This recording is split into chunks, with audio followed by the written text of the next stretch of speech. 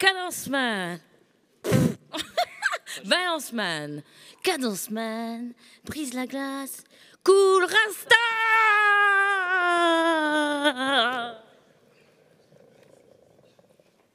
Salut. C'est le bobsleigh, c'est costaud, hein. 150 km/h, 20 virages, je suis à 350 BPM, mon cœur va vite, j'ai dépensé 400 000 calories, je crois que tout va bien. La donnée, c'est quand même génial, hein. Quand on fait du sport, en tout cas physiquement, on peut voir tout ce qu'on fait, mais surtout, on peut essayer d'améliorer ses performances. Et pour cela, on va avoir Eric, un ancien bobsleyer qui a été aux Jeux Olympiques. Vous pouvez l'applaudir bien fort, Eric.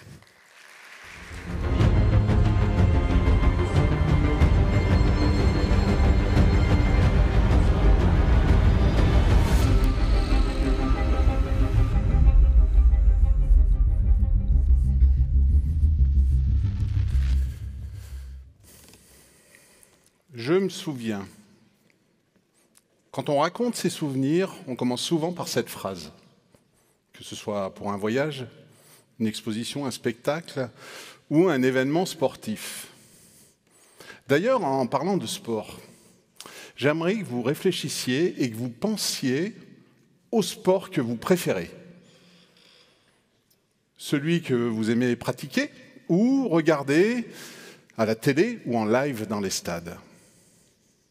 Vous l'avez ? Et dans ce sport que vous avez choisi, j'aimerais que vous vous souveniez de votre plus beau souvenir. Ça peut être un souvenir personnel. La première fois que vous avez franchi la ligne d'arrivée d'un marathon, une balade en vélo dans des paysages fantastiques, ou encore un simple match de football, une partie de tennis avec des amis. Ça peut être aussi le plus bel exploit de votre sportif préféré, celui dont vous êtes le plus grand fan, homme, femme ou équipe, peu importe. Je me souviens des sportifs, des Français des années 80, Bernard Hinault, qui gagne le Tour de France, Yannick Noah, le dernier Français vainqueur d'un tournoi du Grand Chelem à Roland-Garros en 83, ou encore Alain Prost au volant de sa Formule 1. Marie-Jo Pérec, double championne olympique à Atlanta en 96, 4 ans après un premier titre. La première étoile en 98, en football, suivie 2 ans plus tard par le doublé à l'Euro. Viltord qui marque à la dernière seconde, puis le but en or de Trezeguet durant les prolongations. Laure Manodou, la sirène d'Athènes en 2004, suivie 8 ans plus tard par son petit frère Florent, champion olympique du 50 mètres nage libre à Londres. Martin Fourcade, triple champion olympique de biathlon en 2018, juste quelques mois avant la seconde étoile. Ou encore le colosse Teddy Riner, qui complète sa collection de médailles au dernier JO à Paris en 2024. Ce qu'il y a de bien avec ces souvenirs, c'est que peu importe le lieu, le moment ou le sport, on peut tous avoir le même type d'émotion. Et je suis persuadé que ce soir, tous ceux qui ont un souvenir en tête, ce souvenir exceptionnel, peut-être que certains d'entre vous ont un sourire, ont ressenti une joie immense, ou alors ont eu des frissons, ou alors des poils qui se dressent sur les bras. Tous ces souvenirs extraordinaires qui nous rassemblent. Mais aujourd'hui, on est à un tournant, car une avancée massive vient bouleverser le sport professionnel et possiblement la manière dont nous allons construire nos souvenirs. Je veux parler de l'utilisation massive de la technologie et des données qu'elle engendre, les fameuses data dont tout le monde a entendu parler. J'ai moi-même pu suivre cette évolution dans un sport qui pourtant n'a rien de technologique, le bobsleigh. J'ai participé 5 fois aux Jeux Olympiques et j'ai pu voir la part grandissante de la technologie dans la chasse aux médailles. D'abord, de manière indirecte, parce qu'en bobsleigh, on a du matériel, on fait de la mécanique, mais pendant longtemps, on n'avait le droit à aucun objet électronique à bord. C'était interdit par le règlement. Mais, de manière indirecte, dans la construction de nos engins, la technologie est arrivée. Les châssis ont été soudés par des robots, pour être précis au centième de millimètre, et non plus à la main. Les carénages ont été étudiés en soufflerie, pour mieux pénétrer dans l'air. Carénages qui sont passés d'une simple fibre de verre classique à du carbone Kevlar, qui permet de mieux capter les vibrations. Puis, depuis 15 ans, la Fédération internationale de bobsleigh nous a obligés à installer un capteur électronique. C'est maintenant devenu obligatoire. C'était interdit, c'est devenu obligatoire. Ça nous donne des infos sur l'accélération, la vitesse instantanée, l'inclinaison dans les virages, les G ressentis. On peut avoir jusqu'à 5G et demi, 6G dans certains virages en bobsleigh. Autant d'informations qui permettent aux coachs, aux sportifs, d'avoir des informations avec toujours le même but, gagner des médailles. La technologie, il y en a toujours eu dans le sport. Ça a commencé dans les sports professionnels américains. Le basket, le foot américain, le baseball et le hockey sur glace. Les Américains sont fans de statistiques. Au début, assez simple. Combien de home runs, combien de paniers à 3 points. Et la technologie augmentant, elles se sont affinées de plus en plus. Et répandues dans les autres sports et sur les autres continents. Le football, le tennis, le rugby. Le rugby est un excellent laboratoire de la technologie. Aujourd'hui, tous les rugbymen professionnels ont un GPS dans leur maillot. D'ailleurs, les équipementiers, quand ils conçoivent ces maillots, prévoient déjà une petite poche entre les omoplates pour glisser ce dispositif. Les protège-dents ont maintenant un accéléromètre intégré qui permet de voir la fréquence et l'impact subi lors des chocs. Autant de choses qui donnent des informations aux entraîneurs au bord du terrain. Combien de mètres a-t-il parcouru? À quelle vitesse? Combien de chocs? Qui permettent, en temps réel, de voir quels vont être les changements à faire ou les changements de l'équipe adverse. Et on a analysé, on sait que si tel joueur sort et tel rentre, peut-être que la technique de l'équipe adverse va changer. Autant d'informations qui permettent peut-être de changer le cours d'un match. Le cyclisme est également, au niveau professionnel, un excellent laboratoire technologique. Tous les coureurs ont un cardiofréquencemètre et un capteur de puissance qui leur permettent de connaître leur réserve d'énergie. Est-ce que je dois répondre à cette attaque, au risque d'exploser plus tard, ou est-ce qu'il faut que j'en garde sous la pédale, c'est le cas de le dire, pour demain et les jours suivants? Pour choisir, ils sont aidés par les directeurs sportifs qui, parfois, plusieurs centaines de mètres en arrière, suivent dans leur voiture, sur un écran, le déroulé de la course et peuvent, par le biais d'oreillettes, donner des informations. Ton leader a crevé, attends-le. Ton principal adversaire n'est pas très bon. Aujourd'hui, tu peux attaquer. Une des meilleures équipes au monde, qui s'appelait l'année dernière une équipe hollandaise, la Jumbo-Visma, aujourd'hui la Visma Lease a Bike, est une des plus grosses équipes en termes de technologie. Ils ont un département R&D qui développe en interne des applications pour maximiser la performance. Par exemple, sur la diététique. Les coureurs, quand ils rentrent de compétition ou d'entraînement, donnent toutes leurs infos et cette application va leur donner un repas personnalisé, suivant leur morphologie et les efforts qu'ils ont fournis, avec des quantités exactes de glucides, lipides et protéines à manger au gramme près. C'est d'ailleurs pas un hasard si cette équipe, l'année dernière, a gagné les 3 grands tours, le Giro, le Tour de France et la Vuelta. Et non pas avec un seul coureur exceptionnel, mais avec 3 coureurs différents. Cette technologie, aujourd'hui, il y a des étapes indispensables pour l'avoir. La première, c'est d'avoir accès à ces dispositifs. Les Allemands, en bobsleigh, ne donnent pas leurs engins à d'autres équipes. Ils les gardent pour les Allemands. L'équipe cycliste dont je vous parlais, leur application diététique, elle est que pour elle. Ensuite, il faut arriver à traiter ces informations, les rendre adaptables pour l'entraînement, pour la compétition. Après les préparateurs mentaux, les diététiciens, les préparateurs physiques, aujourd'hui, ce sont les data scientists qui intègrent les équipes sportives professionnelles. Leur but est simple, arriver à transcrire toutes ces données pour les rendre compréhensibles par les sportifs et les entraîneurs. Enfin, dernière étape, il faut de l'argent. Parce que tout ça, ça coûte cher, très cher.